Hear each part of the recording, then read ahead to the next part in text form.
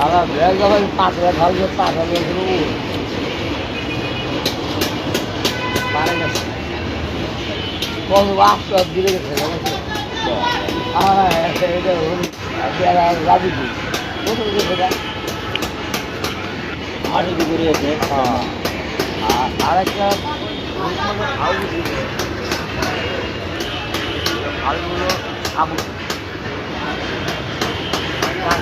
পানি দিয়ে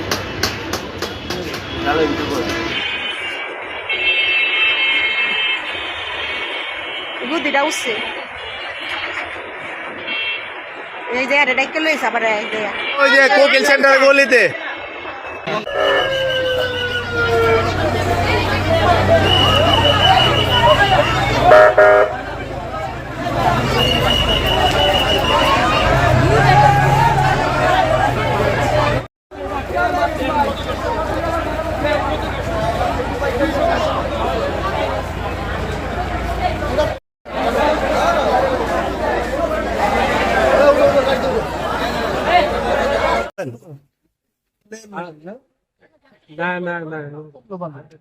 আর কি মেশিন ছিল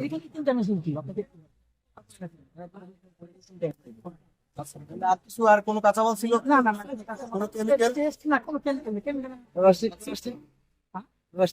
বক্স করা ছিল আমরা এখানে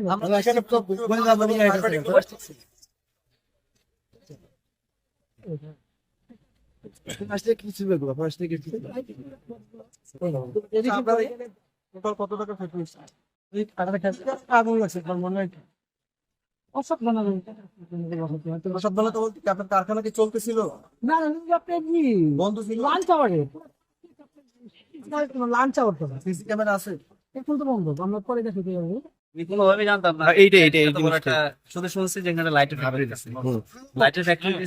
লাইটের ফ্যাক্টরি যা কিছু করছে আর এখানে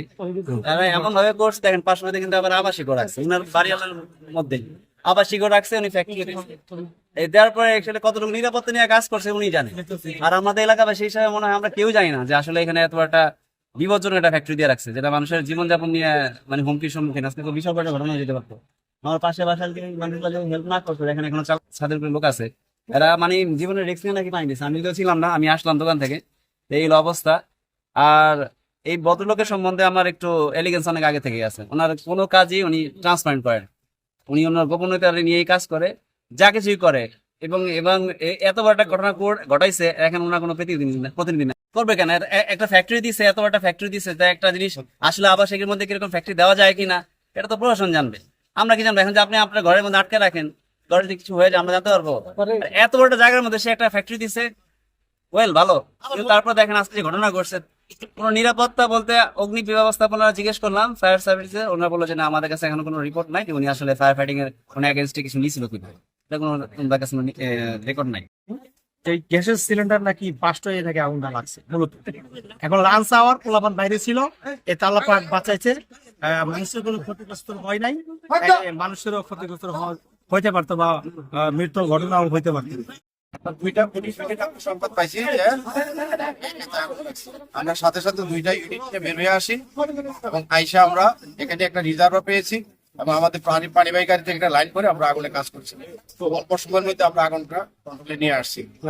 আমাদের আরেকটা গাড়ি রাস্তায় আসতেছিল আমরা ব্যাক করে দিয়েছি যেহেতু একটা রিজার্ভ কাছে পেয়েছি কিন্তু আমরা ইনশাল্লাহ নিশ্চিত হয়েছি যে আমরা এখান থেকে কোনো সমস্যা হবে না আমরা সহজে আগুন নির্বাপন করতে পারবো আমরা এখানে পাম্প সেট করেছি এবং পানিবাহী গাড়ি থেকে লাইন করে আগুনে কাজ করছি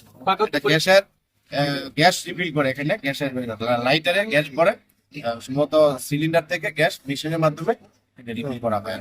আমরা ইনশাল্লাহ একটা জায়গাতেই কন্ট্রোল করতে পেরেছি এবং একটা রুমের মধ্যে সীমাবদ্ধ ছিল এবং আমরা এখানে কাজ করে অল্প সময়ের মধ্যে আমরা কন্ট্রোল করেছি। আচ্ছা এই ধরনের ফ্যাক্টরি আপনার আবাসিক এলাকার মধ্যে করার কোনো অনুমোদন আছে কিনা? এটা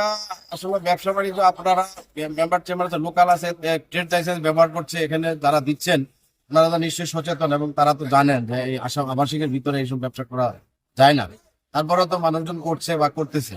এটা আসলে সবারই সচেতন হওয়া উচিত আপনারা সাংবাদিক ভাই আছেন আপনারা রিপোর্ট করবেন আমরা আপনাদের সাথে আপনাদের ফায়ারের কি অনুমোদন আছে কিনা এখানে?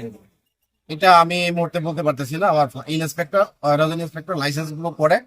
তো উনি কি ফায়ার লাইসেন্স দিয়েছেন কি না এই বিষয়টা আমি অবগত আচ্ছা আপনার কাছে কি তথ্য ছিল যে এখানে যে একটা গ্যাস ফ্যাক্টরি যে আছে আমার কাছে এরকম তথ্য আমরা পাই না এই পর্যন্ত। তো এখন আপনারা কি করবেন যদি কোনো অনুমোদন না থাকে সেক্ষেত্রে বা অনুমোদন এটা আমরা জোরালো করবো, আবেদন করবো যে এখানে এরকম প্রতিষ্ঠান যেন আর না ঘুরে উঠে। আমরা উপজেলা নির্বাহী প্রশাসন আছে, প্রশাসনের মাধ্যমে আমরা ওনাদেরকে অবগত করবো।